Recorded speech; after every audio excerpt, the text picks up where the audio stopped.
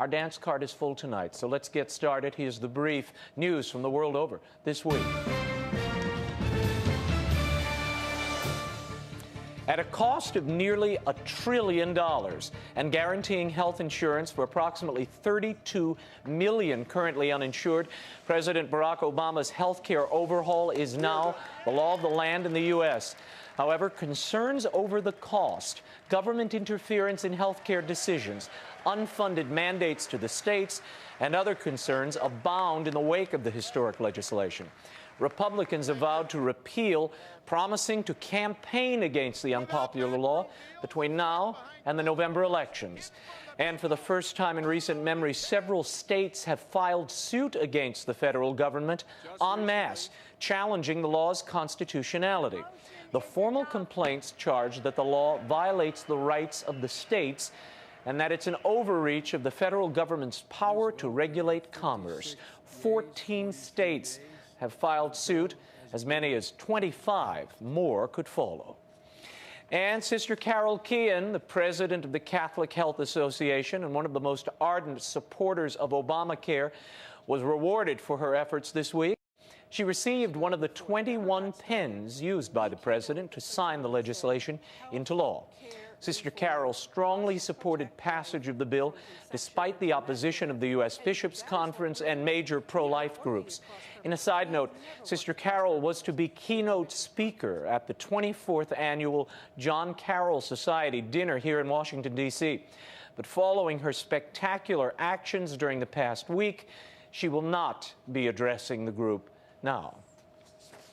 And the president found the votes needed to pass his health care bill after Congressman Bart Stupak and his pro-life Democratic allies agreed to the much ballyhooed executive order, which purportedly bans the federal funding of elective abortions.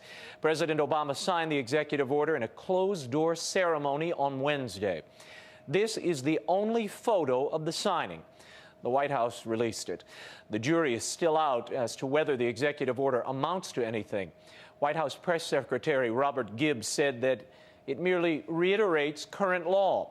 Planned Parenthood called the executive order a symbolic gesture, noting that the new health care statute would significantly increase access to reproductive health care. And the U.S. bishops said that the need for the executive order indicates that there are deficiencies with the language of the law.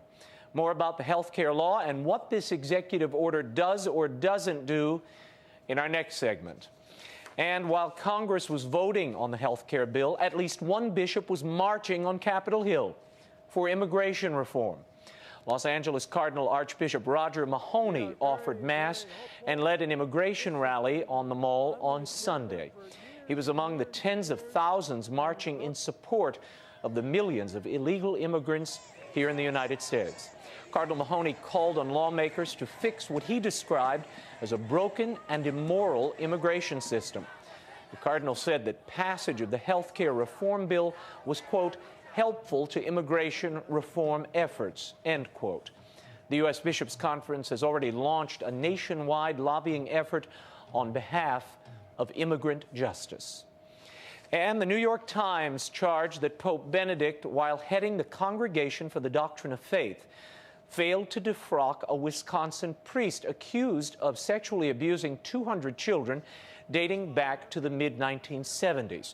The Times unveiled court documents on Wednesday which show that the Congregation for the Doctrine of Faith became aware of the allegations against Father Lawrence Murphy in 1996, more than 20 years after the purported sexual abuse occurred. Catholic League President Bill Donahue on the allegations. I think had the church found out about it, there was any evidence the church found out about it in the 60s and 70s and did nothing about it, that'd be a damning story.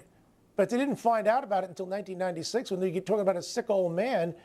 What kind of justice can we give these poor people who are molested by this monster of a priest? What can we possibly do? The guy died 4 months later. The question is this: did the Catholic Church do the right thing when they found out about it?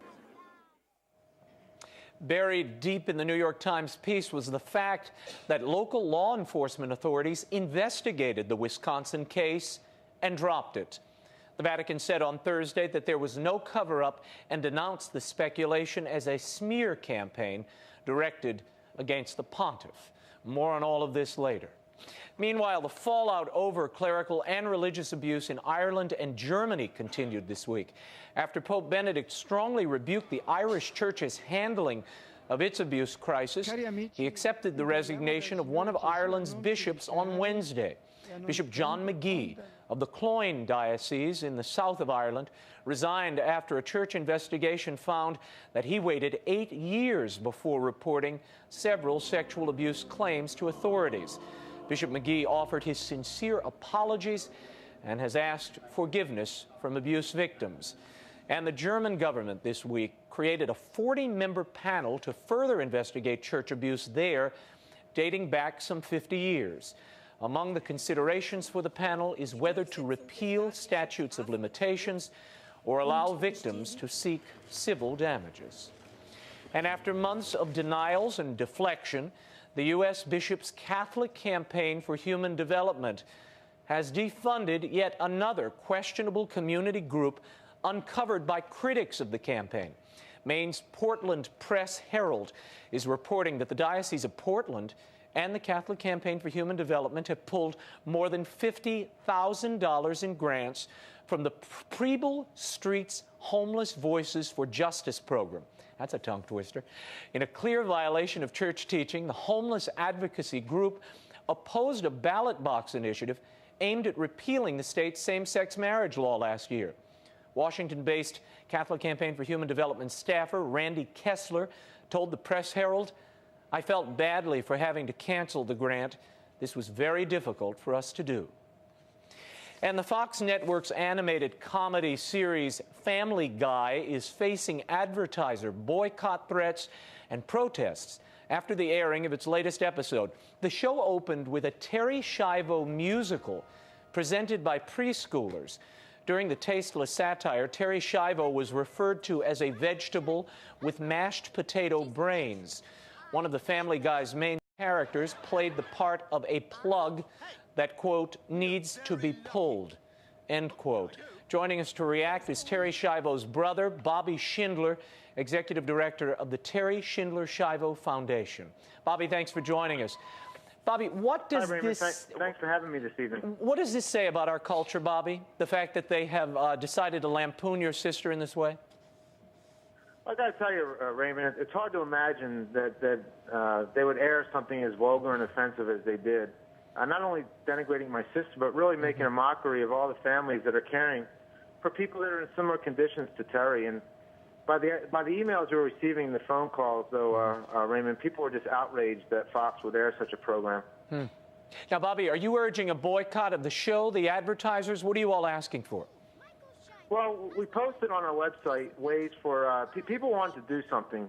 So we posted on our website ways for people to get in touch with Fox. And we are planning on also looking into finding a way to boycott the advertisers for the program, because we really need to do something to show these people that these types of program really serves no purpose and need to be stopped, being stopped aired for people, especially our young kids, to see these types of programs. Very good. Bobby Schindler, thank you for joining us. For more information, you can visit their website, terrysfight.org, TERRISFIGHT.org.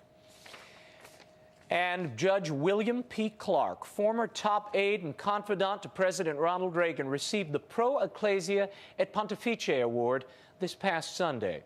Translating, it means for the Church and the Pope. The medal is the highest honor awarded to a layperson by the papacy. In the midst of the Cold War, Clark orchestrated clandestine White House Vatican efforts supporting the Solidarity movement in Pope John Paul II's Polish homeland. Viewers of this program will remember Judge Clark's unassuming and modest interview last summer. We congratulate Judge Clark on the award. When we return, I'll talk with Father Robert Sirico about the Catholics who made health care reform possible and the charges being leveled against the Pope by the New York Times and others. The World Over Live continues in a moment. Stay right there.